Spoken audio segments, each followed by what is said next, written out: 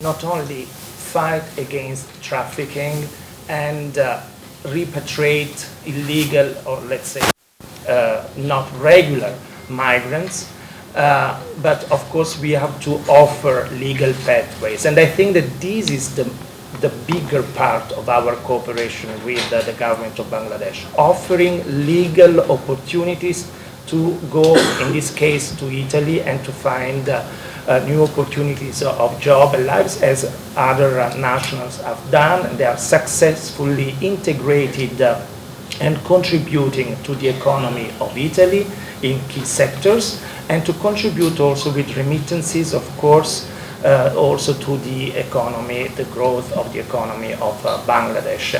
So there is a large community of more than 150,000 just legally residing in Italy. Of course, there are many people that already got even the citizenship, so we do not count anymore as Bangladeshi national residing in Italy, but as Italian national. So the figures are even more than that.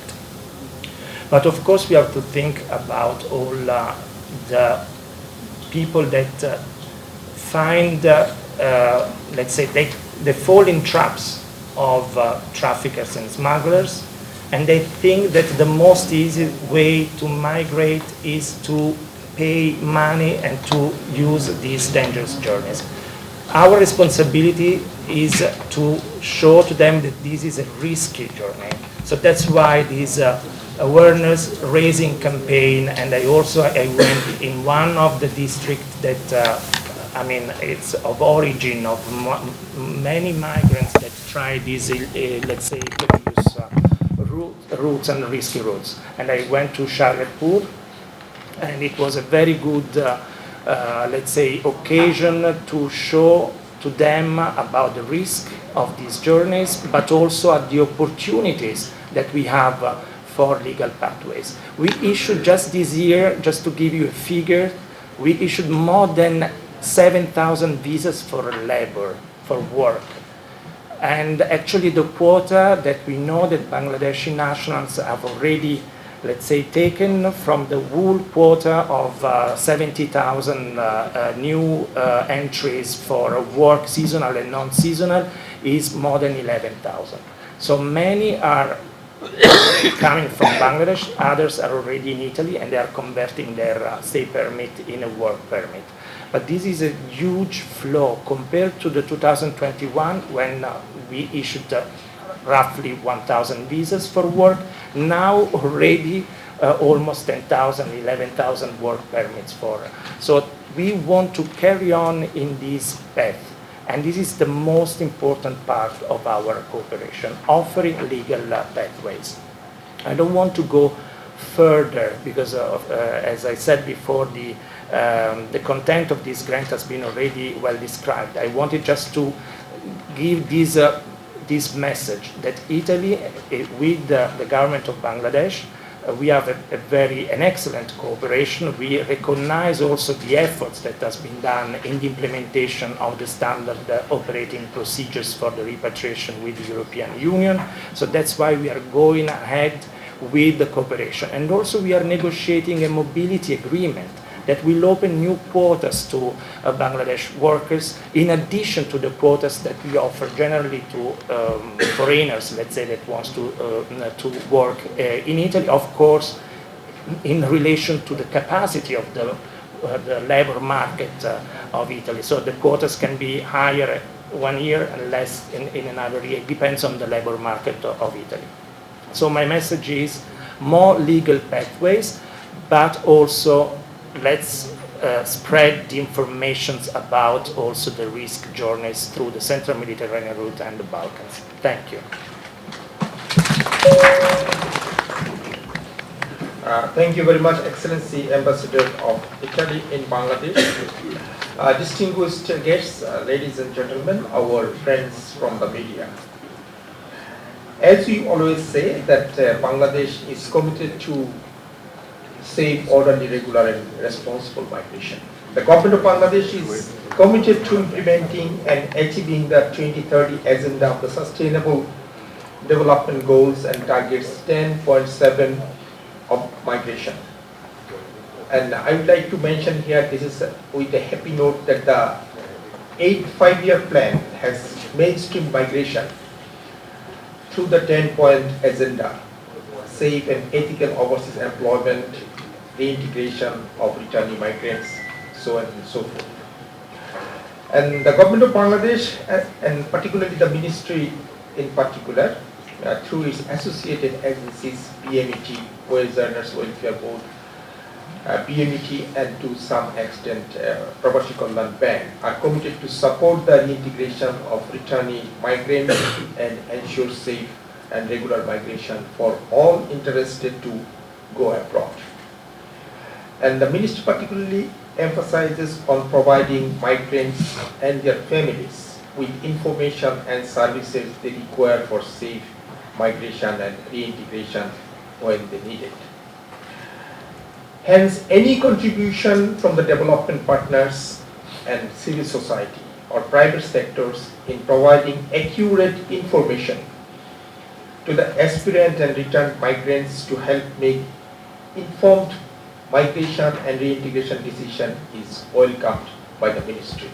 And I would like to take this opportunity in particular that the friends from the media, they can help us in this regard to make people aware, to make people make informed decision. And this is perhaps one of the most important challenges that we always face. But we are working relentlessly under a visionary leader, our minister, Honorable Minister, Mr. Imran Ahmad MP.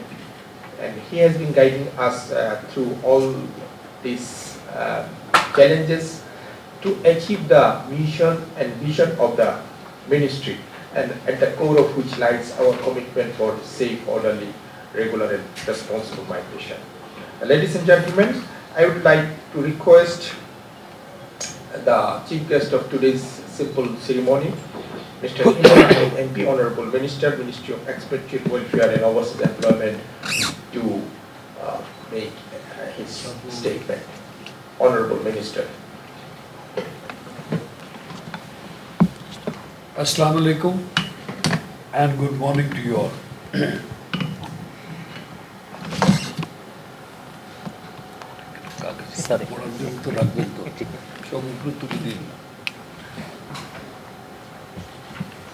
His Excellency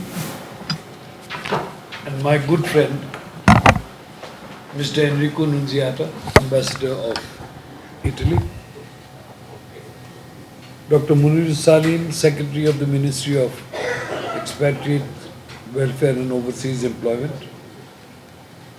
Mr. Abdul Sattar Usiev, Chief of Mission of IOM, officials of the Ministry, I'm sorry, I forgot. My another good friend. I mean, we've been friends when he was in Mauritius, right? And this is going back to the 80s. When he was ambassador in Mauritius, that's since then I've known him. Mr. Ahmed Chaudhry, and he's also from my district. That's another important point. He's from Sylhet also. Friends of the media, all present. Actually, this is more of an ad hoc or what we felt. This is something we need to emphasize or recognize the contribution of what Italy, among other countries, but Italy in particular, they are doing for the migrant workers. We may say that Italy has been in one of the forefronts as far as the European countries are concerned. And I hope my friends, seniors over there are not listening to this, but I think a lot of contribution goes to my friend Enrico. Thank you. Is it to build up a bridge, build up an association, build up a linkage, you need people. And he has done that remarkable job, and this is what we should be recognizing. Italy hosts a very large number of Bangladeshis, or now, as he just mentioned, most of them are getting to become ex-Bangladeshis.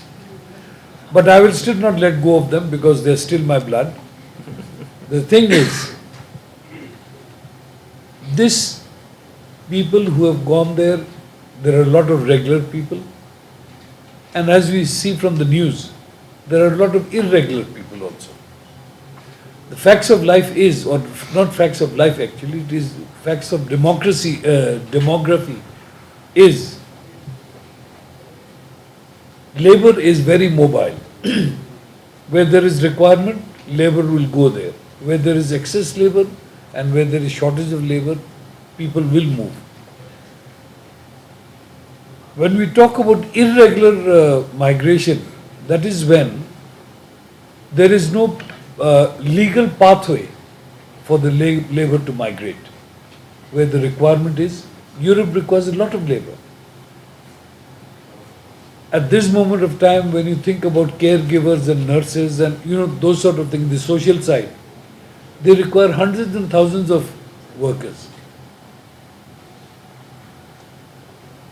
If you have a system, then there will be no irregular workers. They will all be regular. And that is what I think we are probably moving on with Italy at some stage. There have been negotiations, there have been talks. At some stage we will have a piece of paper which will lay down the regular path. We've already done it with Greece, you all know that. We have set it, however much less it might be, but it is something that has set a system. And Greece is the first country in the EU that we signed the agreement with. When was it? Last January, I think. On top of that, we are also following the agreement that we've signed with the EU. EU has a big sort of a setup on as far as migration and systems of migration is concerned. Once we get all these things going, we are trying with Malta, we are trying with Serbia, we are trying with Italy, as I said. We are trying with as many countries as possible. As many countries as possible, so that we can formalize the migration sector. And once that is done, we've got it with Malaysia.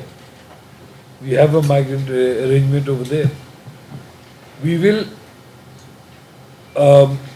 ultimately have a situation where irregular migration will be a system of the past. Involvement of Italy, involvement of EU. We also have the World Bank. When we talk about the contribution of the migrant workers in the economy of the country, actually it is in the present day context, when the world economy is in a turmoil, it becomes even more important. But nothing can be a one-way traffic. If they give, we also have a responsibility that we do something for them. And this is where, when we talk about reintegration, when we talk about resettlement, when we talk about supporting or the social network for the migrant workers, all these things come back as, they say, payback. They've been paying in, so we should be paying them something. And this is where I'm grateful to the EU and of course Italy for coming forward with all these programs. We also have a big program, the RAISE project, which is coming from the World Bank. That's a big program. But these are all reintegration programs, and I think that is what we have to target. There have been times earlier on, the interaction with different stakeholders in the migration sector. At one stage, the ministry had considered themselves to be the only stakeholder. But in the last few years, we have made sure that anybody and everybody, including the media, including all the CSOs, NGOs, migration think tanks, everybody. We've got everybody in together because we believe the first question is many brains is better than one, but more important, it is the involvement of everybody which is very important. So we are at that stage, we are going forward, and I'm sure আমাদের মিডিয়ার ভাইরা এখানে আছেন, আমি কিন্তু ইংরেজিতেই বলে গেছি আমাদের ফরেন গেস্টদের কারণেই, বাট আপনারা কিন্তু যখন সুযোগ পাবেন কিছু প্রশ্ন করার জন্য ওখানেই মোরলেস আপনি আপনার মেটেরিয়াল পেয়ে যাবেন। বাট আমি যেটা ফিল করি মিডিয়ার রোল, আমি যেটা একটু আগে বললাম যে দ্যাট মিডিয়াকে আমরা টেনেছি, আর আমাদের বর্তমানে মিডিয়ার সাথে খুব যাকে বলে what do you call it, মধুর সম্পর্ক এটা আছে। এই সম্পর্ক দিয়েই কিন্তু আমরা আমাদেরও কাজ হাসিল করব, আর আপনারা আপনাদের দায়িত্ব পালন করবেন। আমাদের কাজ হলো অ্যাওয়ারনেস। সবাইকে যদি আমরা অ্যাওয়্যার করতে পারি, এই যে দালালি চক্রের কথা বলা হয়, যারা পিপল গিয়ে বিপদে পড়ে, মেডিটেরেনিয়ানে গিয়ে তো ওখানে নৌকা ডুবিতে কত শত শত মানুষ মারা গেছেন, লিবিয়াতে গিয়ে কোথায় কি ধরা পড়েছেন, আর ওরা ওখানে হয়তো মারা গেছেন, নাহলে উদ্ধার করে আনা হয়েছে। পয়েন্ট ইজ আমাদের ওয়ার্কাররা ওরা যদি জানে দ্যাট লিগ্যাল পথ আর ইররেগুলার পথ, এটা পার্থক্য যদি ওনারা জানে, যে ইললিগাল পথে যত খরচ করবেন না কেন এই খরচটা কিন্তু তোলার কোনো সম্ভাবনা নাই। সো ওয়াই, কি দরকার ওই পথে যাওয়া? আর লিগ্যাল পথে আমরা যা কিছু করি এটার কিন্তু একটা ফল আসবেই। যাই হোক, ওটা আমি আরেকটা মিটিংয়ের জন্য রেখে দেব। আজকে আমি আপনাদের কাছে কৃতজ্ঞতা জানাই যে আপনারা এখানে এসেছেন, and our guests over here, we've got together to talk about an issue, and I hope that this issue, Enrico, whatever the political situation in Italy might be, but workers are workers, they are human beings, and they need support. So if we can go on working in that line, inshallah, everything will be all right. Thank you again, Enrico, for your service, I would say, to us or our country, though you're the ambassador of Italy. Building up this bridge, keeping it together, and I hope when you go back, you'll still go on doing the same thing. Thank you. আপনাদের সবাইকে ধন্যবাদ।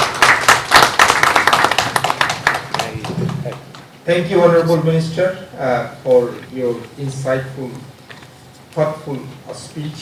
It has got some insight, some sense of direction ingrained in it. Distinguished members of the audience, migration is a collective responsibility. Migration is a shared responsibility. And as I have said earlier, migration has evolved as an economic factor, as a strong economic driver for Bangladesh. And it cannot be done alone. It needs a lot of partnership, it needs a lot of collaboration. And from this perspective, we always value, acknowledge the partnership with different countries, especially the countries who are hosting a huge number of Bangladeshi nationals abroad. And you know there are as many as 1.4 million workers, 14 million workers working in as many as 170 countries across the globe. And Italy is definitely one of them. And what we want to say that the government of Bangladesh has expressed explicit zero tolerance to illegal migration. But at the same time, we would like to say that legal pathway to migration is one of the ways of addressing the curse of illegal migration. And the same sentiment has been reiterated by His Excellency Enrico. And they are up to opening the legal pathway to Italy, to other European countries. We welcome this approach, and we want to say it that, okay, if the legal pathways can be opened, there will be a lot of avenues for legal migration, and illegal migration will be automatically taken care of. So now it is time for our friends from the media. And you look at the watch first. Yes, and maybe for another 10 minutes, there will be a question answer session. You can pose your questions to Honorable Minister or to His Excellency Enrico regarding any issues discussed today. The floor is open for a short, a brief question and answer session. You can ask your question in Bangla if you like, and we can get it translated for the ambassador if needed. আপনাদের কোনো question আছে? আমাদের Italian অ্যাম্বাসেডরের কাছে আপনাদের কোনো question যদি থাকে, migration, আমাদের ভবিষ্যৎ মাইগ্রেশনের পরিকল্পনা, ইতালি আমাদেরকে কীভাবে লোক নেবে বা কি তাদের আর কি করতে পারে ইত্যাদি যে কোনো বিষয়ে আপনাদের কোনো কোশ্চেন থাকলে আপনারা ওখান থেকে করতে পারেন।